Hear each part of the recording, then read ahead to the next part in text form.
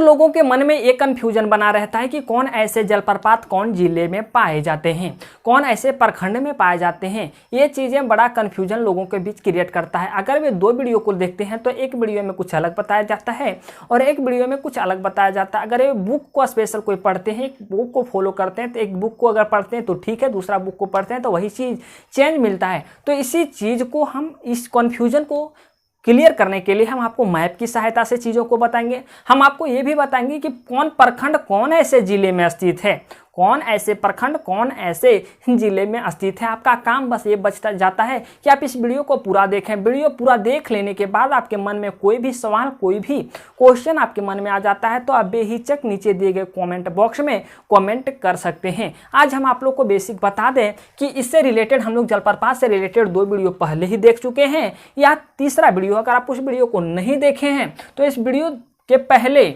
उस वीडियो को देख लें। आज हम लोग पढ़ेंगे कि लोहरदगा में कौन कौन ऐसे जलप्रपात पाए जाते हैं। लोहरदगा में कौन ऐसे जलप्रपात पाए जाते हैं, गुमला में कौन ऐसे जलप्रपात पाए जाते हैं, पूर्वी सिंहभूम में कौन ऐसे जलप्रपात पाए जाते हैं। यह है सिमडेगा। सिमडेगा में कौन ऐसे जलप्रपात पाए जाते हैं, पूर्वी सिंहभूम में कौन ऐसे जलप्रपात हैं और पश्चिमी सिंहभूम में कौन ऐसे जलप्रपात पाए जाते हैं। तो आज हम लोग बेसिक देखेंगे लोहरदगा से रिलेटेड कौन ऐसे जलप्रपात पाए जाते हैं, सिमडेगा में कौन ऐसे जलप्रपात पाए जाते हैं, पूर्वी सिंहभूम में कौन पाए जाते हैं और पश्चिमी सिंहभूम में कौन पाए जाते हैं। आज हम लोग डिटेल जानकारी प्राप्त करेंगे। आपको हम बता दें कि इससे रिलेटेड जहाँ तक आपको ट्रिक बनने की लायक है, ट्रिक बनने की लायक मतलब जो चीज़ें लंबा, गुमला में अनेक प्रकार के बहुत ऐसे जलप्रपात पाए जाते हैं, उसका ट्रिक बनाया जाएगा। अब जहाँ 1-2 जलप्रपात पाए जाते हैं उसका कोई मकसद नहीं होता है ट्रिक बनाने का, आप उसे जनरल याद रख सकते हैं। तो जहाँ ट्रिक की ज़रूरत पड़ी है हम आप लोग को ट्रिक दिए हैं और अभी हम ट्रिक देने वाले हैं। उम्मीद है चीज़ें आपको समझ आएगी। अगर आप इस वीडियो पर नए हैं तो इस वीडियो को लाइक करें, चैनल को सब्सक्राइब करें। वीडियो को लाइक करना है, अगर नहीं समझ आता है तो वीडियो को डिसलाइक करना है और आपको चैनल को सब्सक्राइब तो करना ही है। चलिए देखते हैं कि हम लोग गुमला में कौन ऐसे जलप्रपात पाए जाते हैं। तो यहाँ पहले हम एक आपको कॉलम बनाते हैं। यहाँ जलप्रपात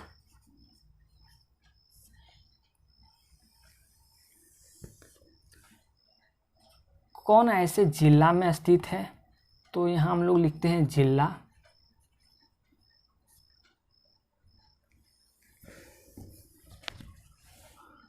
यहाँ जो अन्य जानकारी के मतलब ये हुआ कि कौन ऐसे प्रखंड में स्थित है, प्रखंड से कितनी किलोमीटर की दूरी पर स्थित है, कौन ऐसे जिले से कितने किलोमीटर की दूरी पर स्थित है, इनकी ऊंचाई क्या है, ये कौन ऐसे नदी पे स्थित है। ये सारी चीज़ों को हम लोग पढ़ेंगे। इससे पहले हम लोग देखेंगे कि गुमला में कौन ऐसे जलप्रपात पाए जाते हैं। तो आपको एक ट्रिक यहाँ याद रखना पड़ेगा दोस्तों। ट्रिक आपका क्या है, ट्रिक है सपना, SHAPNA, ये सपना याद रखना पड़ेगा।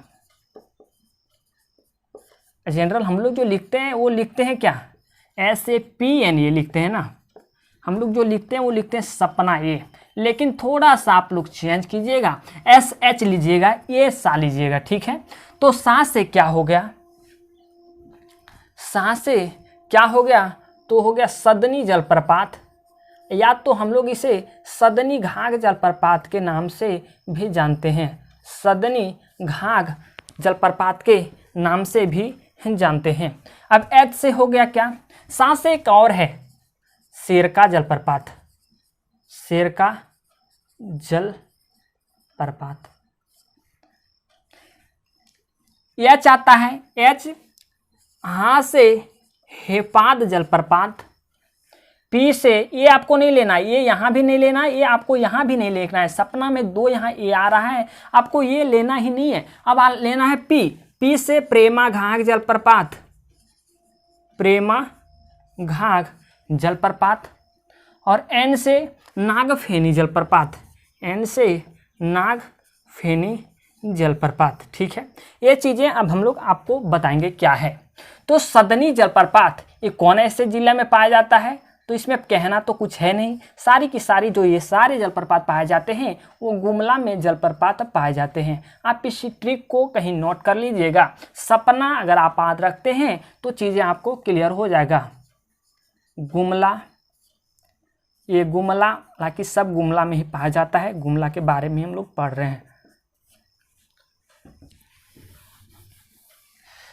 अब देखते हैं कि सदनी जलप्रपात कौन ऐसे नदी पे स्थित है। तो सदनी जो जलप्रपात है वह शंख नदी पर स्थित है, शंख नदी पे स्थित है।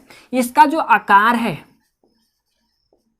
वो सर्प के जैसा आकार है। सर्प के जैसा मतलब इसका जो प्रवाह है वो इस तरह से सीधा नहीं है, इसका प्रवाह इस टाइप से है। इसी को हम लोग कहते हैं सर्प के जैसा, सर्प आकार के जैसा। अगर इसकी ऊंचाई की बात करते हैं हम लोग, इसकी ऊंचाई की बात करें तो 200 फीट उसकी ऊंचाई है। थोड़ा सा हम आप लोग को रिलेट करवाने की कोशिश करें तो 200 फीट इसकी ऊंचाई है। किसकी?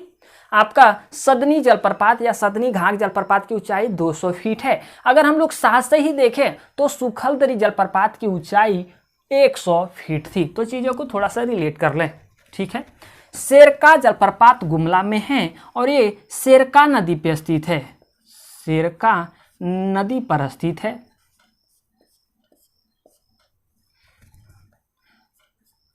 एक वहाँ गुमला में विशुनपुर प्रखंड है।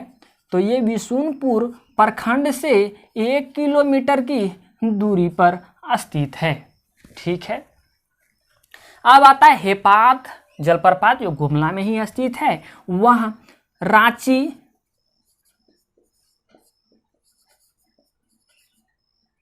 घाघरा मार्ग पर स्थित है और ये विशुनपुर प्रखंड से विशुनपुर प्रखंड से 30 किलोमीटर की दूरी पर स्थित है, ठीक है। प्रेमा घाघ जलप्रपात, प्रेमा घाघ जलप्रपात गुमला में स्थित है और ये अगर पूछे कि प्रखंड तो रायपुर प्रखंड में स्थित है, रायपुर प्रखंड में स्थित है। अगर पूछा जाए कि रायपुर प्रखंड से कितने किलोमीटर दूरी पे है तो 48 किलोमीटर दूरी पे है। ये 48 किलोमीटर की दूरी पे है। तो ये रायपुर प्रखंड में तो जरूर स्थित है लेकिन गुमला से 48 किलोमीटर की दूरी पे है। ये क्या है? गुमला से 48 किलोमीटर की दूरी पे स्थित है। अब आता है नागफेनी जलप्रपात। नाग जो फेनी जलप्रपात है वह दक्षिणी कोयल नदी पे स्थित है, दक्षिणी कोयल नदी पे स्थित है। और इसका नागफेनी नामक क्यों पड़ा? क्योंकि ये नागफेनी नामक जगह पे स्थित होने के कारण इसका नाम नागफेनी जलप्रपात पड़ा। इसका अगर देखा जाए गुमला से इनकी दूरी क्या है तो गुमला से इसकी दूरी जो है वह 14 किलोमीटर इसकी गुमला से दूरी है। उम्मीद है चीज़ें आपको समझ आया हो गया। इससे रिलेटेड क्या गुमला में कितने जलप्रपात पाए जाते हैं तो हम आपको 5 जलप्रपात बताएं। सदनी या सदनी घाघ जलप्रपात, हम लोग सदनी जलप्रपात ही अक्सर पढ़ते हैं लेकिन कोई कोई किताब में आपको सदनी घाघ जलप्रपात के नाम से भी देखने को मिलता है। तो आप सदनी घाघ को भी लेके चलिए, सदनी को ही सदनी घाघ हम लोग बोलते हैं। शेरका जलप्रपात, हेपात जलप्रपात, प्रेमा घाघ जलप्रपात और नागफेनी जलप्रपात। आप चीज़ों को समझ गए होंगे। अगर समझ गए होंगे तो आप चीज़ों को स्क्रीनशॉट ले लें या हो सके तो आप इसे अक्सर ऐसा कीजिए कि साथ साथ लिखते चलते चाहिए। चलिए हम आपको मैप बताए थे कि लोहरदगा यहाँ है, गुमला यहाँ, सिमडेगा यहाँ, पूर्वी सिंहभूम या पश्चिमी सिंहभूम। अगर फिर भी अगर आप मैप नहीं पढ़े हैं तो आप मैप की पहले वीडियो देख सकते हैं या कोई भी बुक में देख सकते हैं। आप मैप आपको इस तरह से दिखेगा। देखिए मैप आप देख पा रहे हैं ना, मैप का आपका ये फिगर सामने लगा हुआ है। आप इस मैप को देखिए, मैप को देखिए कहाँ है पूर्वी सिंहभूम, पश्चिमी सिंहभूम। बस हम आपको यहाँ मैप के जरिए से समझाने की कोशिश किए थे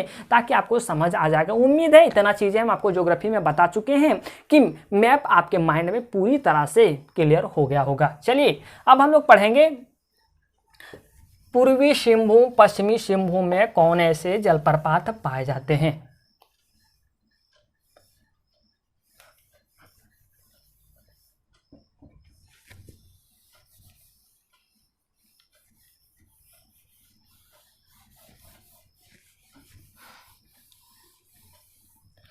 आइए अब हम लोग देखते हैं कि पूर्वी सिंहभूम में कौन ऐसे जलप्रपात पाए जाते हैं। पूर्वी सिंहभूम में कौन ऐसे जलप्रपात पाए जाते हैं तो धारागिरी जलप्रपात पूर्वी सिंहभूम में पाए जाते हैं।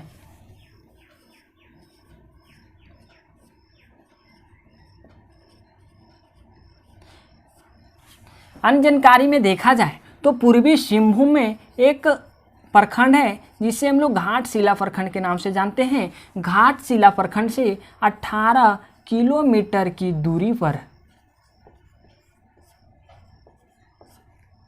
धारागिरी जलप्रपात स्थित है। क्वेश्चन पूछा जाए कि धारागिरी जलप्रपात कहाँ स्थित है, तो अगर पूछे जिला तो पूर्वी सिंहभूम में स्थित है, प्रखंड तो घाटशिला प्रखंड में स्थित है। घाटशिला से कितने किलोमीटर की दूरी पे स्थित है, तो 18 किलोमीटर की दूरी पे स्थित है। अब आते हैं हम लोग पश्चिमी सिंहभूम में। पश्चिमी सिंहभूम में दो ऐसे जलप्रपात पाए जाते हैं। एक आपका हो गया हिरनी जलप्रपात, हिरनी जलप्रपात, एक आपका हो गया थाकोरा जलप्रपात, थाकोरा जलप्रपात। ठीक है, हिरनी जलप्रपात आपका बताएं कि पश्चिमी सिंहभूम में पाया जाता है, पश्चिमी सिंहभूम में पाया जाता है, पश्चिमी सिंहभूम में थाकोरा भी पाया जाता है। ठीक है, अब हिरनी जो जलप्रपात है वह कौन नदी पे स्थित है, तो गहरा नदी पे स्थित है, गहरा नदी पर स्थित है। इसकी अगर ऊंचाई पूछे कि हिरनी जलप्रपात की ऊंचाई कितनी है, तो 121 फीट इसकी ऊंचाई है। कभी कभी पूछता है कि कौन मार्ग पे स्थित है, तो रांची चाईबासा मार्ग पर स्थित है। और ये पश्चिमी सिंहभूम के कौन ऐसे प्रखंड में स्थित है, तो एक चक्रधरपुर, चक्रधरपुर से 40 किलोमीटर उत्तर में स्थित है, 40 किलोमीटर उत्तर में स्थित है। कहने का मतलब ये है कि कहरा नदी पे स्थित है हिरनी जलप्रपात। इसकी ऊंचाई बोले तो 121 फीट। रांची चाईबासा मार्ग पे स्थित है, उधर से मार्ग भी गुजरा हुआ है। और चक्रधरपुर प्रखंड है, चक्रधरपुर प्रखंड से अगर आप उत्तर 40 किलोमीटर जाइएगा तो हिरनी जलप्रपात वहाँ आपको मिलेंगे। अब आता है थाकोरा जलप्रपात। थाकोरा जलप्रपात आपके पश्चिमी सिंहभूम में पाया जाता है और ये मनझारी प्रखंड में है, मनझारी प्रखंड में है, मनझारी प्रखंड में है। ठीक है, अब दो हम लोग देख लेते हैं। हम लोग पूर्वी सिंहभूम देख लें, पश्चिमी सिंहभूम देख लें, आपको गुमला देख लें, अब देखना है लोहरदगा और सिमडेगा। आप इसे स्क्रीनशॉट ले लें। अगर आप ये भी याद रखना चाहते हैं कि पश्चिमी सिंहभूम में दो ऐसे जो जलप्रपात पाए जा रहे हैं, हिरनी जलप्रपात और थाकोरा जो जलप्रपात पाए जा रहे हैं, वो क्या, इसको हम लोग कैसे याद रख सकते हैं। हालांकि इसमें ट्रिक की जरूरत नहीं है, इसमें हाथ याद रखिएगा कि पश्चिमी सिंहभूम का हाथ बहुत बड़ा है। हाथ बहुत बड़ा कैसे कह सकते हैं कि हाथ बहुत बड़ा है, अगर हम लोग देखें तो झारखंड का सबसे बड़ा जिला पश्चिमी सिंहभूम में है, झारखंड का सबसे बड़ा संसदीय क्षेत्र पश्चिमी सिंहभूम भी है। तो हम लोग कह सकते हैं कि बड़ा संसदीय क्षेत्र में भी पश्चिमी सिंहभूम बड़ा है, जिला भी बड़ा है, तो कह सकते हैं कि इसका हाथ बहुत बड़ा है, हाथ बहुत बड़ा है। तो पश्चिमी सिंहभूम का हाथ बहुत बड़ा है, किस मायने में, इसका देखा जाए सब चीज़ में ये बड़ा है। तो हाथ से हिरनी जलप्रपात और था से थाकोरा जलप्रपात अगर आप लोग याद रखना चाहें तो हाथ इसका लंबा है, तो हाथ से हिरनी जलप्रपात और था से थाकोरा जलप्रपात। चीज़ें क्लियर हो गया होगा। चलिए अब हम लोग देखते हैं कि सिमडेगा में कौन ऐसे जलप्रपात पाए जाते हैं, लोहरदगा में कौन ऐसे जलप्रपात पाए जाते हैं।